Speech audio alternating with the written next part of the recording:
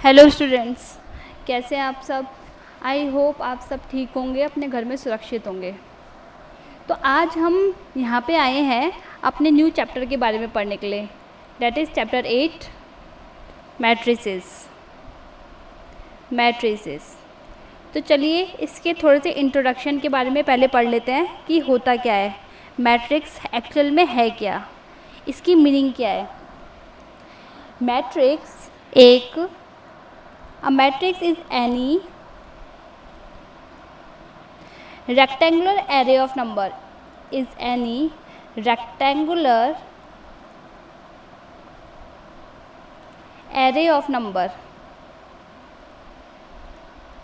ठीक है, ये एक ऐसा रेक्टेंगुलर है एरे ऑफ नंबर का जिसमें कुछ नंबर किसी ऑपरेशन के थ्रू ऑपरेट होते हैं।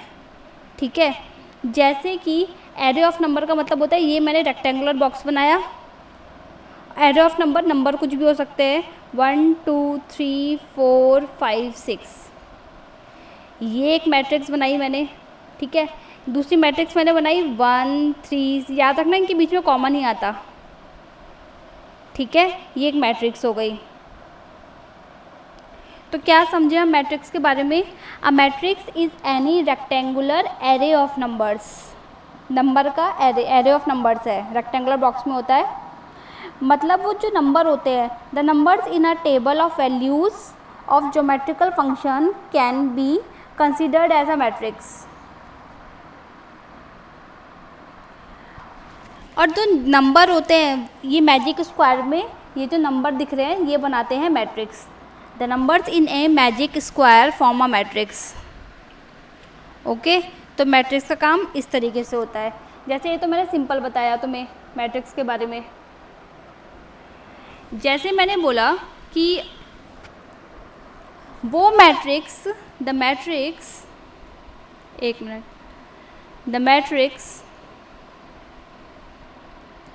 associated with the coefficients and constant of the system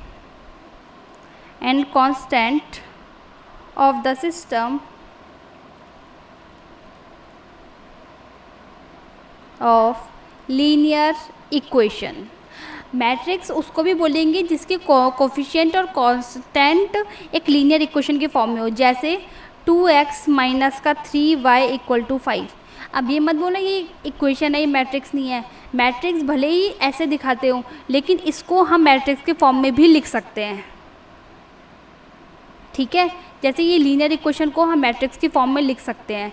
तो कहने को तो लीनियर इक्वेशन है पर हम बोलेंगे ये मैट्रिक्स एसोसिएटेड है। क्यों? क्योंकि इसमें हर वेरिएबल के पास कोफिशिएंट है और कांस्टेंट है। सो वी कैन राइट और we can say that the matrix associated with the coefficient and constant of the system of linear equation. जैसे ये है मेरे पास और दूसरा मेरे पास है 2x plus Y equal to 13। इसको मैट्रिक्स के फॉर्म में कैसे लिखेंगे? सबसे पहले तो रेक्टेंगुलर बॉक्स बनाएंगे। ये 2 का वेरिएबल हो गया, ये -3 का वेरिएबल हो गया, ये 2 का वेरिएबल हो गया और इधर इसका 1 के पास वेरिएबल क्या है 1, ये 1 का हो गया। कांस्टेंट के लिए अलग बॉक्स बनता है। इसकी डिटेलिंग आप लोग को बाद में बताई जाएगी कैसे होता है। ठीक है, अभी फ़िलहाल आप समझ लो कि जो भी लीनियर इक्वेशन होते हैं उसकी मैट्रिक्स का कोफिशिएंट और कांस्टेंट हम उसको मैट्रिक्स की फॉर्म में लिख सकते हैं। ठीक है, जैसे एग्जाम्पल के तौर पे मैंने लिखा 3x माइनस का 4y इक्वल टू 5। ये लीनियर इक्वेशन लिखी। एक और लीनियर इक्वेशन लिखी इक्वल टू 13। x का कोफिशिएंट 3, y का -4 और 5। इसको मैट्रिक्स की फॉर्म में अगर मुझे लिखना हो तो 3 -4 और उधर क्या है 5, इधर क्या है 2, इसका कोफिशिएंट क्या है 1 तो 1 और इधर क्या है 13। तो हम अपनी लीनियर इक्वेशन को इस फॉर्म में लिख सकते हैं मैट्रिक्स की फॉर्म में। ठीक है, याद रखना जो ये वाली है इसे बोलते हैं रो। तो ये कहलाएगी रो 1, ये कहलाएगी रो 2। ठीक है, ये कहलाएगा ऊपर से नीचे कॉलम 1, कॉलम 2, कॉलम 3। याद रखना ऐसे वाले रो कहलाते हैं और ऐसे वाले कॉलम कहलाते हैं। उल्टा मत करना, ओके। तो हॉरिजॉन्टल लाइंस रो कहलाती हैं। लिख लें इस बात को, समझ रहे हो ना बात को, जो जो मैंने बताया सारी इंपॉर्टेंट बात है। हॉरिजॉन्टल लाइंस ऑफ नंबर्स रो कहलाते हैं और वर्टिकल लाइन ऑफ नंबर क्या कहलाते हैं? कॉलम कहलाते हैं, ओके। अच्छा, दूसरी बात, तुम्हारे जो चैप्टर का नाम है, चैप्टर का नाम है मैट्रिसेस। मैट्रिसेस ये एक प्लूरल वर्ड है, प्लूरल। जब बहुत सारी मैट्रिक्स मिलके बनती है तो मैट्रिसेस हो जाता है। इसका सिंगुलर क्या होता है? जब हम किसी पर्टिकुलर एक मैट्रिक्स की बात करते हैं तो इसका सिंगुलर होता है मैट्रिक्स, ओके। तो ये है सिंगुलर फॉर्म, समझ गए? ये है सिंगुलर फॉर्म और ये है प्लूरल फॉर्म। तो हम इस तरीके से भी बोल सकते हैं कि मैट्रिक्स एक ऐसा एरे ऑफ नंबर है या ऐसा एरे ऑफ रियल नंबर है जिसमें जो इस तरीके से अरेंज है कि जिसमें रो भी हो और कॉलम भी हो। आ रही बात समझ में? तो हम क्या लिख सकते हैं अपने डेफिनेशन में? A matrix is any array of किस टाइप का number? Real number. Real number में सब कुछ आ जाते हैं ना, एस रियल नंबर, ठीक है। Arranged in rows and columns, जो रोज और कॉलम्स में, रोज एंड कॉलम्स में अरेंज होते हैं। समझ गए? सबसे पहले तो मैट्रिक्स क्लियर होना चाहिए, मैट्रिक्स है क्या, ठीक है। रो समझ में आ गया, कॉलम समझ में आ गया किसे बोलते हैं। मैट्रिक्स कैसे बनती है? रेक्टेंगुलर डब्बे में बनती है। रो और कॉलम मत भूलना। जो हॉरिजॉन्टल लाइंस होती हैं वो रो कहलाती हैं और वर्टिकल लाइंस कहलाती हैं कॉलम, ओके। नेक्स्ट चलते हैं, हमारा टॉपिक है ऑर्डर ऑफ द मैट्रिक्स। किसी मैट्रिक्स का ऑर्डर कैसे निकालते हैं? जैसे मैंने लिखा कोई एग्ज़ाम्पल 1 2 5 -3, ये मैंने कोई एग्ज़ाम्पल लिखा। इसमें कितनी रो है बताओ? 2 रो दिख रही है, एक ये रही, 1 और 2, और कॉलम कितने हैं? 2। तो 2 रो और 2 कॉलम। आगे वाले हमेशा रो को रिप्रेजेंट करता है, पीछे वाला हमेशा कॉलम को रिप्रेजेंट करता है। तो मैं क्या बोलूँगी, इस मैट्रिक्स का ऑर्डर क्या है? 2 क्रॉस 2। 2 क्रॉस 2 इस मैट्रिक्स का ऑर्डर है। याद रखना, आगे वाला रो को रिप्रेजेंट करता है, पीछे वाला कॉलम को। इसे बोलेंगे order, order of the matrix अगर निकालने के लिए आ गया। जैसे मैंने एक और कुछ भी लिखा 2 1 0 1 -4 -3, कुछ भी लिख दो, है ना। इसका मुझे ऑर्डर बताओ, कितनी रो है इसमें? 1 और 2, 2 तो रो है, क्रॉस कॉलम कितने हैं? 1 2 3। तो इस मैट्रिक्स का ऑर्डर क्या हो गया? 2 क्रॉस 3। कोने में लिखते हैं हमेशा, डब्बे के कोने में, ठीक है। ज़रा मुझे इसका ऑर्डर बताओ। मैंने एक और मैट्रिक्स लिखी है 2 0 0 1, कुछ भी लिख दिया मैंने। इसमें कितनी रो है? रो तो एक ही दिख रही है, लेकिन कॉलम कितने हैं? 1 2 3 4, तो 1 क्रॉस 4। याद रखना, आगे वाला रो को रिप्रेजेंट करता है, पीछे वाला कॉलम को। इसको हम पलट नहीं सकते, ठीक है। ये हमने ऑर्डर निकालना सीख लिया। ध्यान से समझ लेना, ऑर्डर के कॉन्सेप्ट्स हैं आगे जाके। अब हम पढ़ते हैं special types of matrices. Types of matrices. Matrices क्यों बोल रही हूँ मैं? क्योंकि बहुत सारी पढ़ने वाले हैं इसलिए। Plural form of matrix. सबसे पहले मैंने बोला रो मैट्रिक्स होती है। सबसे पहले आपके पास होती है row matrix. A matrix which has only 1 row is called row matrix. ऐसी मैट्रिक्स जिसके पास सिर्फ एक ही रो होती है, 1 रो, उसे बोलेंगे रो मैट्रिक्स। जैसे कि कोई भी एग्जाम्पल 1 3, कितनी रो है, एक रो है ना, इसलिए रो मैट्रिक्स लिखा। 2 0 2 1 मैट्रिक्स लिखी, कितनी रो है, 1 रो है, ठीक है। जिसमें सिर्फ रो 1 होती है उसे बोलते हैं रो मैट्रिक्स। आई समझ में, सिर्फ एक ही रो होनी चाहिए। दूसरा मैट्रिक्स होता है कॉलम मैट्रिक्स। कॉलम मैट्रिक्स माने अ matrix which has only one column, जिसमें कि एक ही कॉलम होगा उसे बोलेंगे कॉलम मैट्रिक्स। जिसमें कि 1 कॉलम होगा, 1 कॉलम। रो कितनी भी हो सकती है लेकिन कॉलम एक ही होना चाहिए। जैसे कि 2 0, कितनी रो है, रो तो 2 है लेकिन कॉलम कितना है, 1, तो ये क्या कहलाएगा, कॉलम मैट्रिक्स, मतलब जिसमें एक ही कॉलम होता है, ठीक है।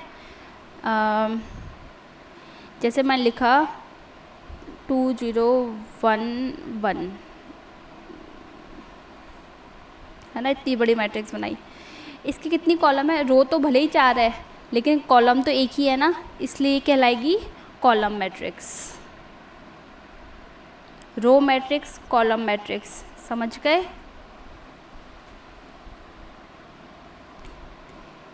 तीसरा हम चलते हैं स्क्वायर मैट्रिक्स की तरफ।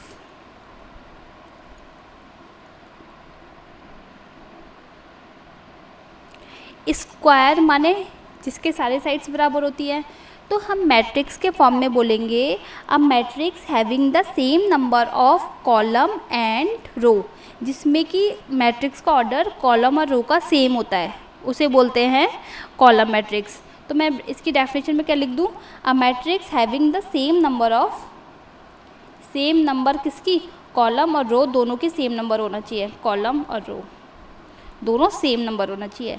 जैसे मैंने कुछ एग्जाम्पल लिखा ABCD, इसका मुझे ऑर्डर बताओ, कितनी रो है इसमें, 2 रो है, और कॉलम कितने हैं, कॉलम भी 2 हैं, तो ये दोनों सेम हो गए। इसका मतलब ये क्या है, एक स्क्वायर मैट्रिक्स जिसमें नंबर ऑफ़ रो और नंबर ऑफ़ कॉलम सेम हो जाती है। जैसे मैंने एक एग्जाम्पल और लिखा ABCDEF 1 2 3, ये एक मैट्रिक्स लिखी, कितनी रो है इसमें, 1 2 3 और कॉलम 1 2 3, तो ये 3 क्रॉस 3 की मैट्रिक्स हो गई, जिसमें कि रो कितना है, 3, कॉलम 3 है। जब ये दोनों सेम हो जाते हैं तो ये इस टाइप की मैट्रिक्स क्या कहलाती है, स्क्वायर मैट्रिक्स। समझ में आ गया। सबसे पहले हमने पढ़ी रो मैट्रिक्स जिसमें 1 रो होती है, कॉलम मैट्रिक्स जिसमें 1 कॉलम होता है, स्क्वायर मैट्रिक्स जिसमें रो और कॉलम दोनों सेम होते हैं। 4 हम पढ़ रहे हैं अब जीरो मैट्रिक्स। ये सब टाइप्स ऑफ मैट्रिक्सेस हम पढ़ रहे हैं, ठीक है। जीरो मैट्रिक्स एक ऐसा मैट्रिक्स होती है जिसमें कि उस मैट्रिक्स के सारे एलिमेंट ज़ीरो कहलाते हैं। अच्छा, जीरो मैट्रिक्स को सबसे पहले हम नल मैट्रिक्स भी कहते हैं। जैसे मैंने लिखा जीरो मैट्रिक्स ऑफ ऑर्डर 2, क्या हो जाएगा इसका,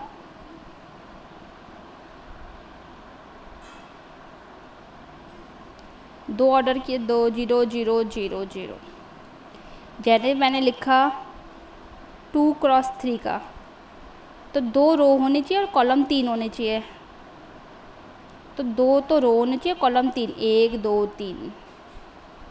ये 2 क्रॉस 3 की है, मतलब सारे एलिमेंट इसके अंदर जीरो होंगे, कुछ और नहीं हो सकता।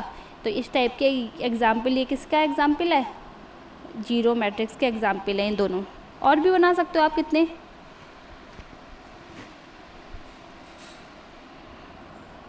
Moving on to the 5th diagonal matrix.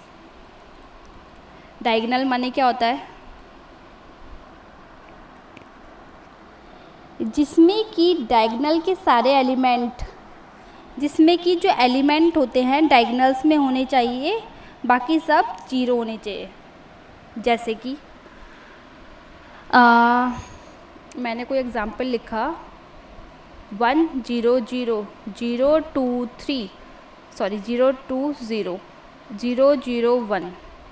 इसमें जो एलिमेंट है सिर्फ डायगोनल पे है ना, तो ये क्या कहलाएगी, डायगोनल मैट्रिक्स, ठीक है।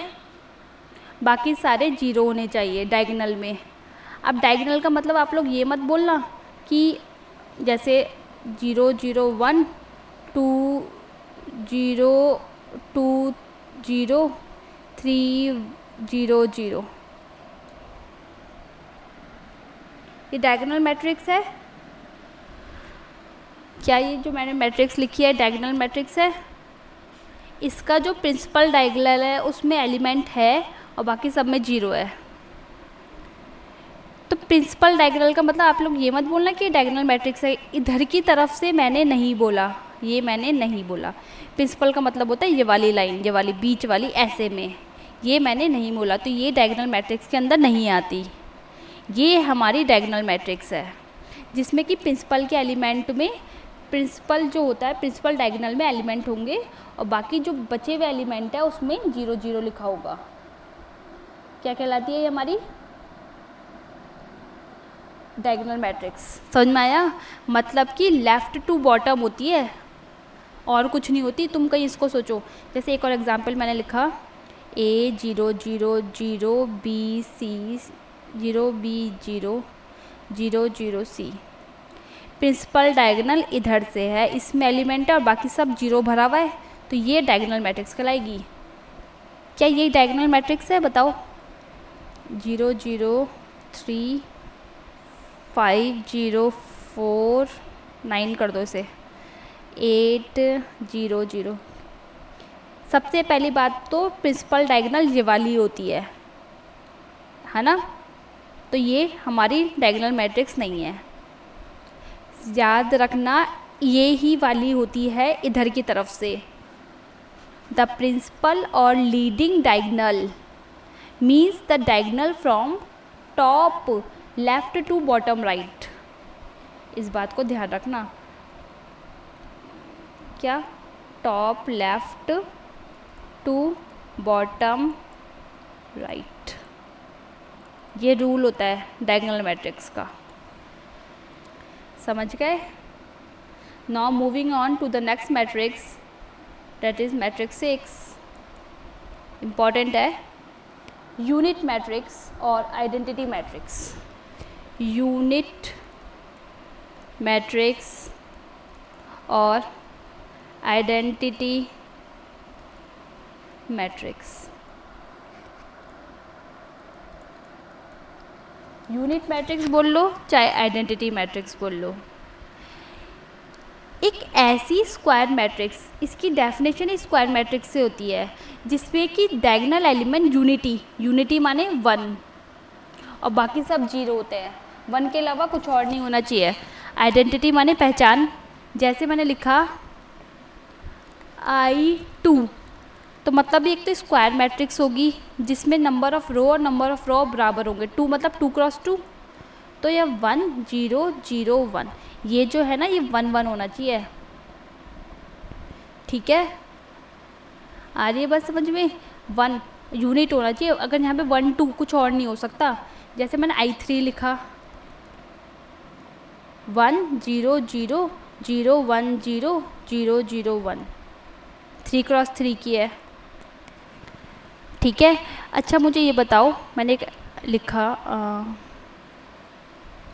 1 0 0 0 1 0, क्या ये यूनिट मैट्रिक्स और आइडेंटिटी मैट्रिक्स कहलाएगी?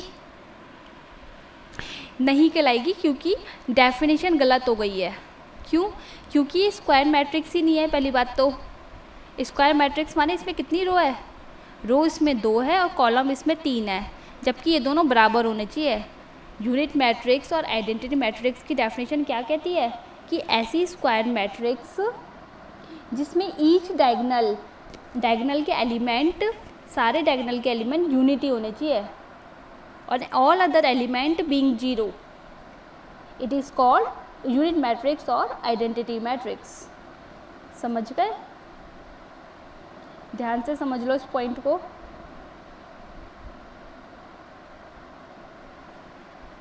सिक्स टाइप की मैट्रिक्स हमने पढ़ी। अब हम पढ़ेंगे general form of matrix.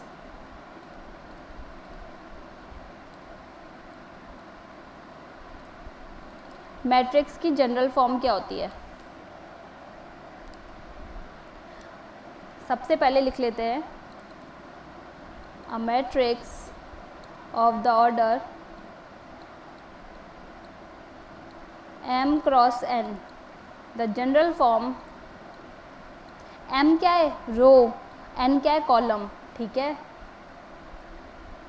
The general format is written as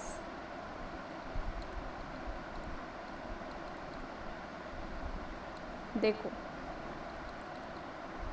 जो पहला एलिमेंट होगा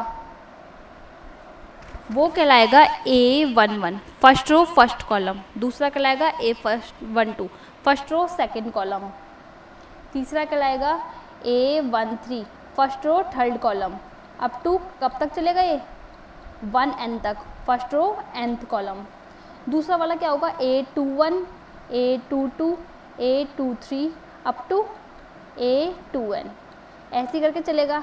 ये नीचे तक कितना होगा, क्या दब गया, नीचे तक चलता रहेगा, ये भी नीचे तक, ये भी नीचे तक. ये कितना हो जाएगा AN1 AN2 AN3 और ये AMN. ठीक है, इसके समझ में आई मैट्रिक्स. ये मैंने क्यों लिखा 1 1, जैसे मैंने ये लिखा, सपोज इसको पकड़ लो. A22 का मतलब क्या हुआ, A22 का मतलब सेकंड रो सेकंड कॉलम का एलिमेंट, इसलिए इसका नाम A22 दिया गया है. कुछ और पकड़ लो, A23 पकड़ लो, तो सेकंड रो और थर्ड कॉलम. तो मैंने क्या किया, इसको जनरलाइज करके ऐसे लिख सकते हैं AIJ M क्रॉस N. इसका मतलब क्या हुआ, इसमें एलिमेंट भरते जाना, 1 1 फिर 1 2 1 3 2 1 2 2 2 3, कितने भी एलिमेंट भर सकते हो. तो ये इसका जनरलाइज फॉर्म हो गया AIJ. IJ में हम नंबर भरते रहेंगे ना, 1 1 1 2 1 3 2 1 2 2 2 3 जहाँ तक भी हमको चाहिए. M क्रॉस N क्यों, क्योंकि कितनी भी हो सकती है, क्योंकि ये हम general form of the matrix पढ़ रहे हैं. ठीक है, जैसे मैंने लिखा कोई मैट्रिक्स है 7 4 -3 0 1 2, तो मुझे बताओ A, पहले ना इसको हम ऐसे लिख सकते हैं, एक मिनट,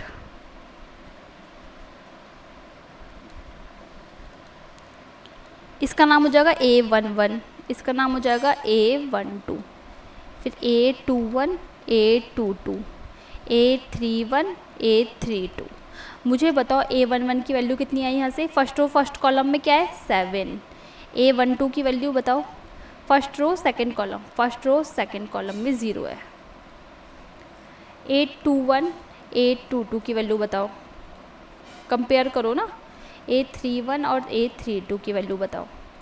A21 की वैल्यू क्या कहलाएगी 4, सेकंड रो फर्स्ट कॉलम में कौन सा एलिमेंट है 4, सेकंड रो सेकंड कॉलम में 1, थर्ड रो फर्स्ट कॉलम -3 और इधर है 2.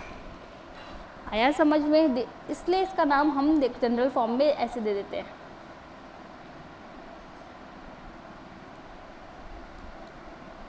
अब हम पढ़ेंगे इक्वलिटी ऑफ मैट्रिसेस.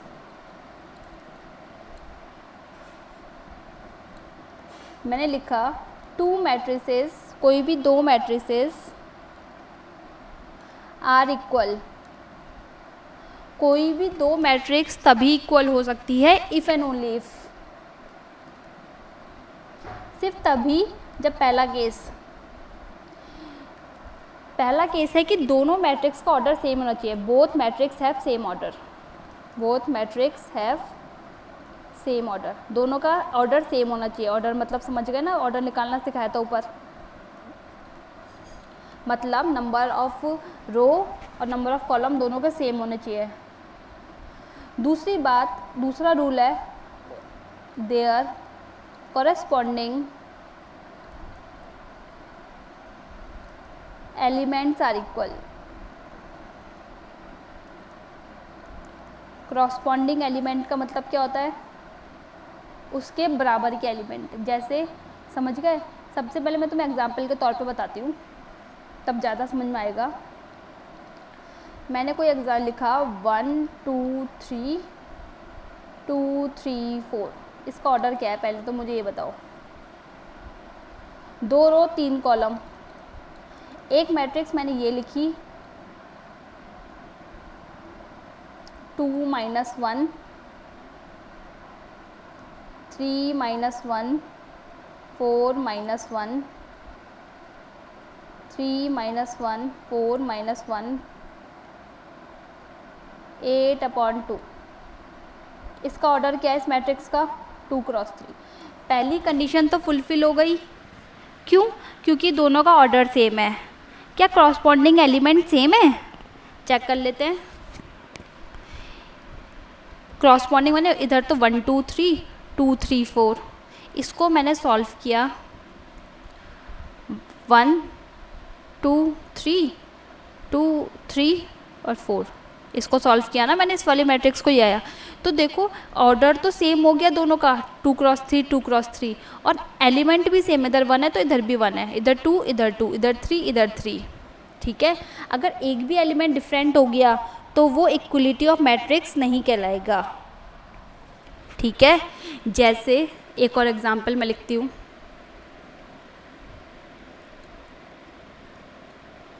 वन 2 3 5, क्या ये बराबर है 1 2 4 5 के?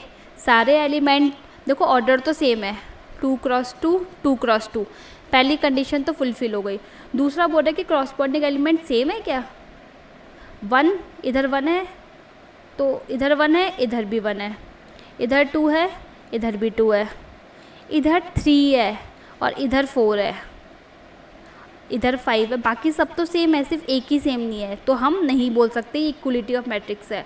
क्या बोला था कि कॉरस्पॉन्डिंग एलिमेंट सारे सेम होने चाहिए, सेम। ओके, ये हमारा इक्वलिटी ऑफ मैट्रिक्स के अंदर आ जाता है वाला टॉपिक।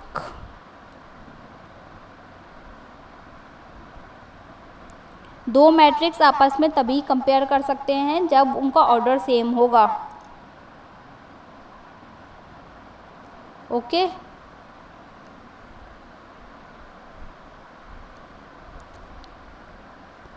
ध्यान से कर लेना, जितना पढ़ाया है इतना ध्यान से कर लेना, क्योंकि ये बेसिक आज मैंने पढ़ाया। अगर ये बेसिक क्लियर हो गया है सारा, तभी कल पढ़ने में मज़ा आएगा और तभी क्वेश्चंस करने में अच्छा लगेगा। आगे ये रहा मैट्रिक्स क्या होता है, row matrix, column matrix, square matrix, zero matrix, diagonal matrix, unit matrix को आइडेंटिटी मैट्रिक्स भी कहते हैं। ठीक है, general form of the matrix पढ़ाई मैंने आपको, इक्वलिटी ऑफ मैट्रिक्स पढ़ाया। ठीक है, सब टॉपिक को क्लियर कर लेना, अच्छे से समझ लेना। कुछ भी समझ में ना आए तो लाइव क्लास में तो आप आते ही हो, तब वहाँ पे क्लियर कर लेंगे। Okay, thank you.